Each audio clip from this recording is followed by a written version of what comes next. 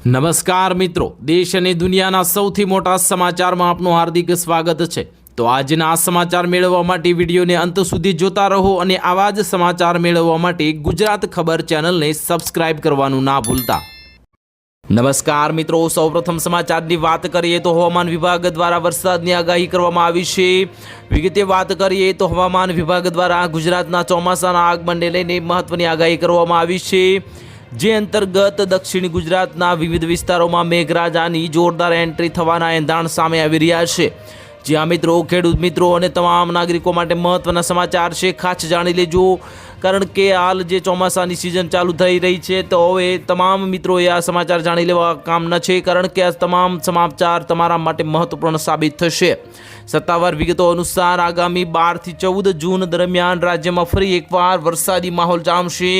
જ્યાં મિત્રો બિસ્તરા પોટલા બાંધી લેજો, કારણ કે જેમાં ખાસ કરીને નવસારી, તાપી, ડાંગ અને વલસાડ જિલ્લામાં હળવાથી મધ્યમ વરસાદ પડવાની પૂરેપૂરી સંભાવના વ્યક્ત કરવામાં આવી છે। ત્યાર પછીના મહત્વના સમાચારની વાત કરીએ તો ઇન્ડિયા ગઠબંધનની બેઠકમાં લેવાયા 5 મોટા નિર્ણય, કેન્દ્ર સરકારને ઘેરવાસી જે આઈને પત્ર મોકલશે। વિગતે વાત કરીએ તો 25 વિપક્ષી પાર્ટીઓના નેતાઓને સોમવારે બેઠક યોજી અને એસઆઈઆર તથા વોટ લૂંટના મુદ્દા પર ભારતના મુખ્ય ન્યાયાધીશને પત્ર મોકલવાનો નિર્ણય કર્યો છે। મિત્રો, આ સાથે જ નીટ અને સીબીએસઈ પરીક્ષાના વિવાદને લઈને શિક્ષણ મંત્રી ધર્મેન્દ્ર પ્રધાનના તરત જ રાજીનામાની માંગ પણ કરી છે। ઇન્ડિયા ગઠબંધનની જે બેઠક બાદ હવે એક પ્રેસ કોન્ફરન્સને સંબોધતા કરતા હવે કોંગ્રેસ અધ્યક્ષ મલ્લિકાર્જુન ખડગેએ કહ્યું હતું કે નેતાઓએ કેન્દ્ર સરકાર પાસેથી દેશની હાલની નાજુક આર્થિક સ્થિતિ, સાથે બેરોજગારી, મોંઘવારી અને ખેડૂતોના અને સમાજના વંચિત વર્ગોના મુદ્દાઓ પર ચર્ચા કરવા માટે સર્વદળીય જે બેઠક બોલાવવાની માંગ કરી હતી। ત્યાર પછીના મહત્વના સમાચારની વાત કરીએ તો નાગરિકોને આંચકો, એલપીજીના ભાવમાં વધારો, 14.2 કિલોગ્રામ સિલિન્ડરનો ભાવ 3 મહિનામાં 29 રૂપિયા મોંઘો થયો। વિગતે વાત કરીએ તો દેશમાં ઘરેલું ગેસ સિલિન્ડરના ભાવ ફરી વધ્યા છે। 14.2 કિલોગ્રામના જે સિલિન્ડરના ભાવમાં 29 રૂપિયાનો વધારો ઝીંકી દેવામાં આવ્યો છે। દિલ્હીમાં 14.2 કિલોગ્રામના ઘરેલું એલપીજી સિલિન્ડરનો ભાવ 913 રૂપિયાથી વધીને 942 રૂપિયા થઈ ગયો છે।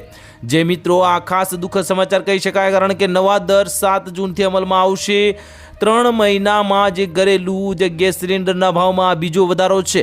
વૈશ્વિક સ્તરે વધતી ઉર્જા કિંમતોને કારણે સરકારી ઈંધણ રિટેલર્સ સતત પડકારોનો સામનો કરી રહ્યો છે। આના કારણે એલપીજી, પેટ્રોલ અને સહિત અનેક વસ્તુઓના ઈંધણના ભાવમાં પણ વધારો થયો છે। સીએનજી પણ હજુ મોંઘા થાય તેવા સમાચાર સામે આવી રહ્યા છે। ત્યાર પછીના મહત્વના સમાચારની વાત કરીએ તો એલપીજી સિલિન્ડર હજુ પણ થશે વધુ મોંઘા, કેન્દ્ર સરકારે કિંમતો વધારવા પાછળ આપ્યું મોટું કારણ। વિગતે વાત કરીએ તો કેન્દ્રીય મંત્રી પ્રહલાદ જોશીએ આ ભાવ વધારા પાછળ અમેરિકા, ઈરાન વચ્ચેનો તણાવ જણાવ્યો છે।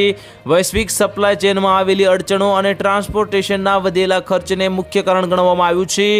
7 જૂનના રોજ જ્યાં ઘરેલું ગેસ સિલિન્ડરમાં જે 29 રૂપિયાનો વધારો ઝીંકવામાં આવ્યો હતો, પરંતુ સરકારના મતે વૈશ્વિક પરિસ્થિતિ જોતા આ ભાવ વધારો માત્ર એક મજબૂરી બની ગઈ છે। કેન્દ્રીય મંત્રી પ્રહલાદ જોશીએ તાજેતરમાં જ નિવેદન આપતા હવે જે જણાવ્યું હતું કે આગામી સમયમાં પેટ્રોલ અને ડીઝલની સાથે ગેસના ભાવમાં પણ ભડકો થઈ શકે છે। ત્યાર પછીના મહત્વના સમાચારની વાત કરીએ તો સ્કૂલના પહેલા જ દિવસે વાલીઓને મોટો ઝટકો, યુનિફોર્મ ફી બાદ હવે ટ્રાન્સપોર્ટનો બોજ, વાન રિક્ષાના ભાડામાં થયો ધરખમ વધારો। વિગતે વાત કરીએ તો રાજ્યભરના જે નવા શૈક્ષણિક વર્ષ 2026-27ની શરૂઆત સાથે જ લાખો વિદ્યાર્થીઓ માટે શાળા જીવનનો નવો અધ્યાય શરૂ થયો છે। ત્યારે રજાઓ બાદ હવે ફરી એકવાર શાળાના કેમ્પસમાં વિદ્યાર્થીઓની ચહલપહલ અને ઉત્સાહ જોવા મળી રહ્યો છે। એટલે કે આજથી જ વેકેશન ખુલી જતા, જો કે શાળાઓ શરૂ થતાં જ વાલીઓ માટે એક ચિંતાજનક સમાચાર સામે આવ્યા છે। શિક્ષણ સાથે જોડાયેલા ખર્ચમાં સતત વધારા વચ્ચે હવે સ્કૂલ ટ્રાન્સપોર્ટેશન પણ વધુ મોંઘું બન્યું છે। અમદાવાદમાં સ્કૂલ વાન અને રિક્ષાના ભાડામાં વધારો જાહેર કરવામાં આવ્યો છે। પરિણામે યુનિફોર્મ, પુસ્તકો, સ્કૂલ ફી અને અન્ય ખર્ચનો સામનો કરી રહેલા વાલીઓ માટે હવે બાળકોને શાળા મોકલવાનો ખર્ચ પણ વધુ વધી ગયો છે।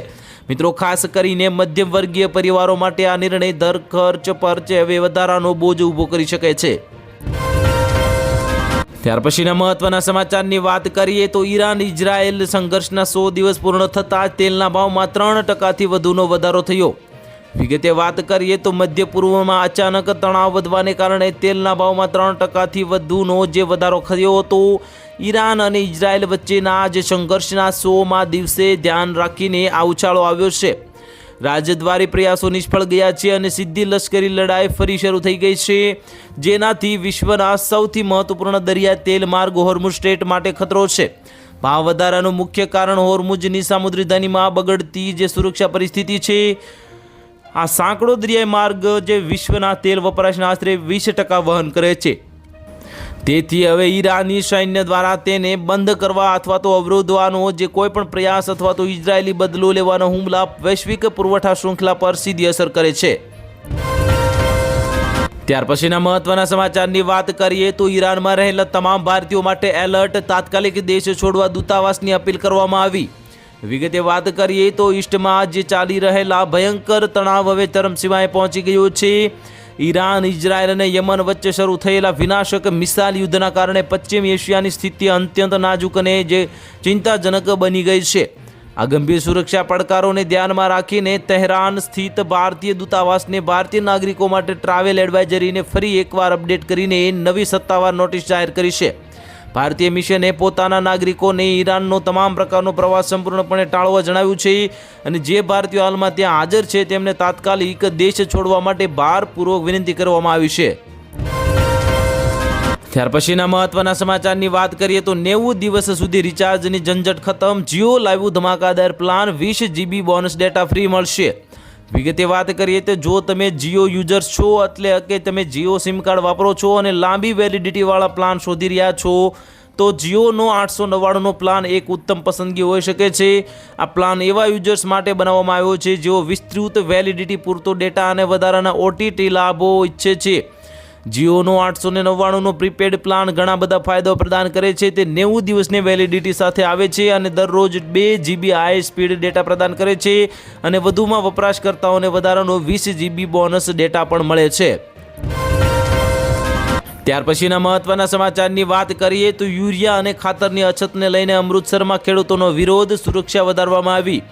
વિગતે વાત કરીએ તો અમૃતસર, પંજાબમાં યુરિયા અને ખાતરોની કથિત અછતના વિરુદ્ધમાં આજે ખેડૂતોએ અમૃતસરમાં જે પ્રદર્શન કર્યું હતું અને અમૃતસરના સહાયક પોલીસ કમિશનર એટલે કે દક્ષિણના પ્રીતિન્દર સિંહે જણાવ્યું હતું કે કાયદો અને વ્યવસ્થા જાળવવા માટે પોલીસે પૂરતા સુરક્ષા પગલાં લીધા છે.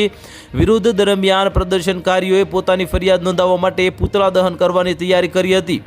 આજે ખેડૂતો આ યુરિયા અને ખાતર જે સંબંધિત કેટલીક માંગણીઓ અંગે અહીં વિરોધ કરી રહ્યા છે અને વિરોધીઓએ પૂતળા દહન કરવાની તૈયારી કરી છે.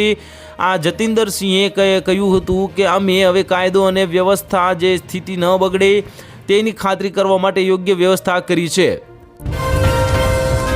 ત્યાર પછીના મહત્વના સમાચારની વાત કરીએ તો રાજ્યમાં ડબલ ઋતુનો માહોલ, કાળઝાળ ગરમી વચ્ચે દક્ષિણ ગુજરાત અને સૌરાષ્ટ્રમાં વરસાદની આગાહી. વિગતે વાત કરીએ તો હવે ગુજરાતમાં હાલ કાળઝાળ ગરમી અને અસહ્ય ઉકળાટ વચ્ચે હવામાન વિભાગે આગાહી જાહેર કરી છે.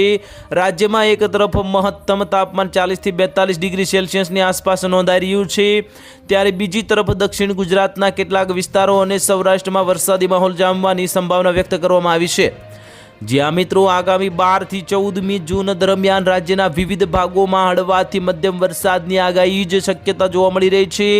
હવામાન વિભાગના જણાવ્યા મુજબ આગામી 7 દિવસ દરમિયાન રાજ્યમાં મહત્તમ તાપમાનમાં કોઈ મોટો ફેરફાર થવાની શક્યતા નથી.